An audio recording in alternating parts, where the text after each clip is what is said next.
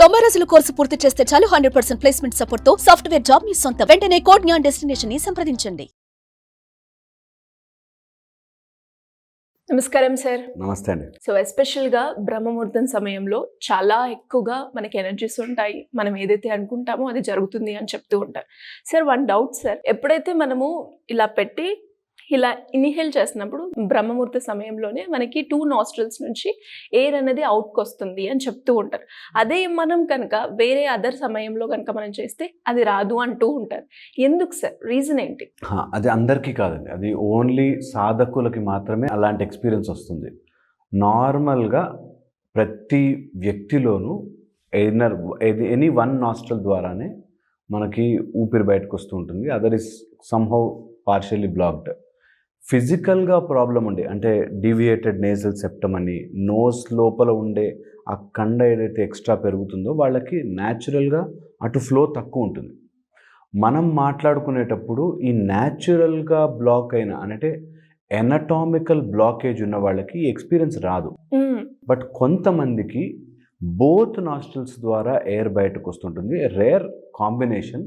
సాధన చేసుకున్న వాళ్ళకి, అంటే ఊపిరి మీద పట్టు తెచ్చుకున్న వాళ్ళకి 2 నాస్ట్రిల్స్ ద్వారా వస్తాయి. బ్రహ్మ ముహూర్తంలో కొంచెం ఎక్కువ తొందరగా వస్తుంది అన్నమాట. అది కూడా అందరికీ కాదు, సాధకులకు మాత్రమే. ఇది నెంబర్ 1. సెకండ్ వచ్చేసి మన బాడీ లోపల air in so many forms తిరుగుతూ ఉంటుంది. మనకి ప్రాణ, అపాన, ఉడాన, సమాన, వ్యాన, ఈ టైప్లో ప్రాణము అంటే గాలి రూపంలో రకరకాలుగా ప్రాణం తిరుగుతూ ఉంటుంది బాడీలో. ముఖ్యంగా మనం ఆలోచించుకోవాల్సింది ఊపిరి.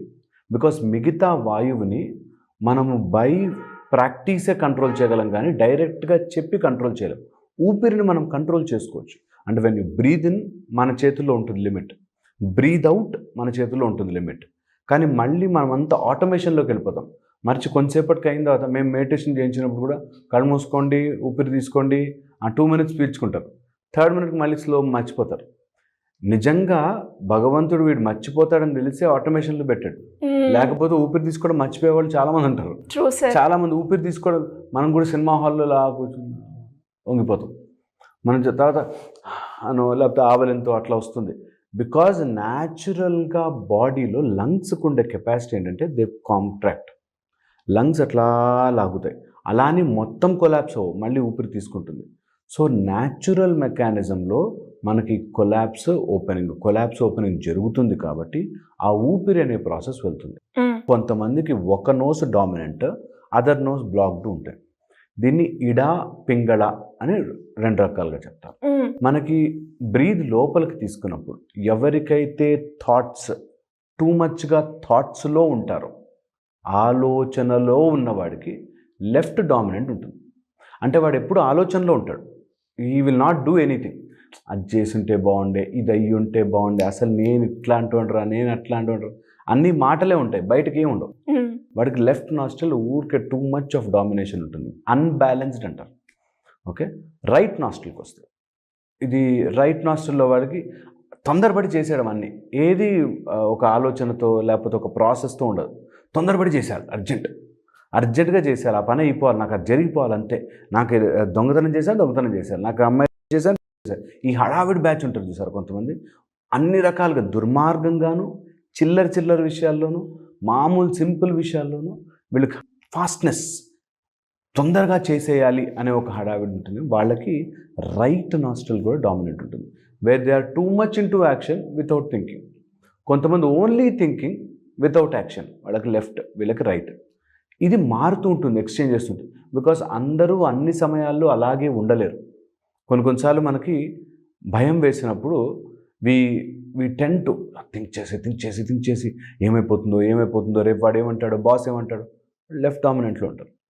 సో ఇది మన ఋషులు మునులు తెలుసుకుని దాన్ని ప్రాసెస్ చేసి, ఓకే దీన్ని గనక నేను అర్థం చేసుకుంటే, దీన్ని నేను if I can reverse it out, balance చేయగలిగితే, maybe I can change my life process, maybe I can change that stuck up pattern ఉంటాయి మైండ్లో.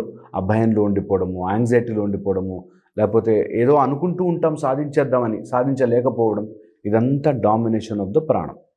సో దాన్ని కనుక మనం బ్యాలెన్స్ చేసుకోవాలి అంటే బ్రహ్మ ముహూర్త టైంలో which one is more dominating, which one is fasterly మిమ్మల్ని గష్ అవుట్ చేస్తుంది, అలాంటివి చూసుకుని బై ప్రాక్టీస్ దాన్ని ఒక రిథం తీసుకురావచ్చు. Okay. And human being is a habit being. మనం ఏది అలవాటు చేస్తే అది. ఓకే, నేను ఒక చోటుకి వెళ్ళాను, ఒక అమ్మాయి చిన్న పిల్ల ఇటు ఒక పోల్ కట్టింది, అటు పోల్ కట్టింది, థిన్ రోప్ మీద నడిచేస్తాం. మనం నడవలేము, ఇంపాసిబుల్. ఎలా నడుస్తున్నాం అంటే మీకు ఆదతే, నాకు ప్రాక్టీస్ అంట. Anything human being is a habit organ. ఏదైనా సరే నువ్వు అలవాటు చేయి, అలవాటు అవుతుంది. ఇది నా వల్ల కాదండి అనేది అసలు లేదు హ్యూమన్ బీయింగ్. నీ వల్ల కాదు, నీ వల్ల కాదని నువ్వు అనుకుంటున్నావు. ఎందుకు అంటే నువ్వు ప్రాక్టీస్ చేయలేదు. మనం ఇది కూడా జస్ట్ బై ప్రాక్టీస్ ఎవరికి వాళ్ళు ఆలోచించుకోవాలి. నేను ఎటు డామినెంట్ ఉన్నాను, బాగా ఆలోచనలే, ఊరికే ఆ సోఫాలో అట్లా 3 వంతులు కూరుకుపోయి టీవీ చూస్తూ వీడి వేస్ట్రా, ఇది కాదురా, నాకు గనక ఛాన్స్ వచ్చుంటే అంటున్నావా, నువ్వు మైండ్లో ఉండిపోవు. లేకపోతే హడావుడు రోజంతా ఆఫీసులో పనిచేస్తారు కొంతమంది. ఆ 3,000 జీతానికి 5,000 జీతానికి సంవత్సరాల తరబడి ఆఫీస్లో పనిచేస్తారు. ఒక ఆఫీస్లో వాడు అందులో ఎదుగుండదు, ఏమి ఉండదు, గ్రోత్ ఉండదు, but still they keep on working. అలాంటి వాళ్ళు ఇంత పని చేస్తున్నా నాకు ఏంటి, వై యామ్ ఐ ల్యాకింగ్, ఎందుకు ఎదగట్లేదు అని వాళ్ళు ఒకసారి అనుకుంటే దే కెన్ డూ దిస్ సాధన ఆఫ్ ఎక్స్చేంజింగ్ దేర్ ఊపిరి. అందుకే వాళ్ళు ఎన్నో నాడులు కనిపెట్టారు. యాక్చువల్లీ వేగస్ నర్వ్ అని, so many nerves related to this. Heart బీట్ని కంట్రోల్ చేసే నర్వ్స్, తర్వాత ఊపిరిని కంట్రోల్ చేసే నర్వ్స్. నర్వ్ అని చెప్పే కంటే మన వాళ్ళు నాడులు అని చెప్పారు. ఎందుకు అంటే నర్వ్కి this a channel nerve and branched out, but నాడులకి everything is connected to everything. So ప్రతి నాడి ఇంకొక నాడికి ఇంకో రూపంలో కనెక్ట్ అవుతుంటుంది. ఇలా చాలా నాడులు మన బాడీ లోపల 72,000, more than that, but for naming 72,000. మన వాళ్ళు ఎంత అద్భుతం అంటే సూర్యకిరణాలకి పేర్లు పెట్టేశారు. చదివితే ఆశ్చర్యపోతారు. సూర్యకిరణాలని ఒక్కొక్క కిరణానికి పేర్లు ఉన్నాయి మనకి. అలాంటిది మన వాళ్ళు అంత ఆలోచించకుండా సూర్యకిరణాలకి పేర్లు చెప్పి డిస్టెన్స్ క్యాలిక్యులేట్ చేసి ఏ నక్షత్రం ఏ రోజు ఎక్కడ ఎలా మెరుస్తోంది అని రాశారు అంటే అవి నిజమా కాదా అనే దాంట్లో పక్కన పెట్టి నీ జీవితానికి ఉపయోగపడేవేంటి అని ఒక్కసారి నా జీవితంలో ఆలోచించుకోవాలి కదా. ఒక్కసారి ఈ భూమి మీద పుట్టినందుకు, ఈ భారతదేశంలో పుట్టినందుకు ఒక్కసారి నా జీవితంలో ఆలోచించాలి కదా. So that is very important. నాడి ఎటు సైడ్ ఎక్కువ, ఇడానా పింగళానా, నువ్వు ఈ రెండింటినీ బ్యాలెన్స్ చేస్తూ సుషుమ్నకు వచ్చావా, ఇది బై ప్రాక్టీస్. ఇలా చెప్పగానే ఇక్కడ ఒక వెరీ ఇంపార్టెంట్ డిస్క్లైమర్. ప్రతి వ్యక్తి నాకు తెలుసు, నేను చేసేస్తుంటాను, అలా ఉండదు. నీకు ఇడా అయిన వాడు వేరే వాడికి పింగళ అవుతుంది ఖచ్చితంగా. ఇది వాడి ఎగ్జాంపుల్ అంతే. నీ బాడీలో ఏంటో నువ్వే సెట్ చేసుకోవాలి. చాలా నేను చేసేస్తానండి, నాకు కలర్లో కనిపించేస్తానండి. నీకు ఒకసారి కలర్ కనిపించడం స్టార్ట్ అవ్వగానే నువ్వు మాట్లాడవు, యూ బికమ్ సైలెంట్, అబ్జార్బ్ అయిపోతాం. చాలామందికి తెలియక నేను చెప్తున్నా కదా, ప్రతి మీరు వీడియో చూడండి, ఏదైనా మెడిటేషన్కు సంబంధించో లేకపోతే ఇలాంటి సాధనకు సంబంధించో వీడియో చూడండి. ఆ కింద 100 మంది 150 మంది నాకు అది కనిపించేసింది, నేను ఇలా అయిపోయాను, అలా ఎగిరిపోయాను, అలా ఉండదు. నీకొక్కసారి సాధన ద్వారా ఏదైనా శక్తి రావడం వస్తే నువ్వు ఫస్ట్ థింగ్ నోరు మూతపడిపోదు, సైలెంట్. బికాస్ ఆ ఎక్స్పీరియన్స్ చెప్పలేవు, ఎక్స్ప్లెయిన్ చేయలేవు. సో అది వెరీ వెరీ ఇంపార్టెంట్ చేసుకోవడం. ఎవరినైనా ఇన్స్పైర్ చేస్తూ వాళ్ళని మోటివేట్ చేయడానికి 4-5 ఎక్స్పీరియన్స్లు చెప్పినా అందులో ఉండిపోకూడదు. నా మీనింగ్ ఏంటంటే ఈ వీడియో చూసి సాధన చేసిన వాడైనా సరే, ఈ వీడియో చూసి స్టార్ట్ చేసిన వాళ్ళైనా సరే, మీ ఎక్స్పీరియన్స్ని మీ దగ్గర పెట్టుకుని మీ లోపల కరెక్షన్ చేసుకోండి. ఇది గనక చేస్తే ఏ నాస్ట్రిల్ డామినెంటో ఆ నాస్ట్రిల్ మీకు ఉపయోగపడుతుందా. సపోజ్ మీరు మైండ్లో ఎక్కువ ఉన్నారా, మీరు యాక్షన్ వైపుగా పుష్ చేయండి. అప్పుడు లెఫ్ట్ నాస్ట్రిల్ క్లోజ్ చేయండి, రైట్ నాస్ట్రిల్ పంపప్ చేయండి. మీరు రైట్ నాస్ట్రిల్ ఎక్కువ ఉండిపోయారా, తొందరపడి యాక్టింగ్ చేస్తే ఏం లేదురా బాబు నా జీవితంలో అంటే close it and think better, left nostril. ఇలా చేయడం వేరియస్ మెథడ్స్ అన్నీ చెప్పలేము, బట్ ఒకవేళ ప్రాక్టీస్ చేసుకుంటే మాత్రం ప్రాణం ఒక్కటే మనకున్నది.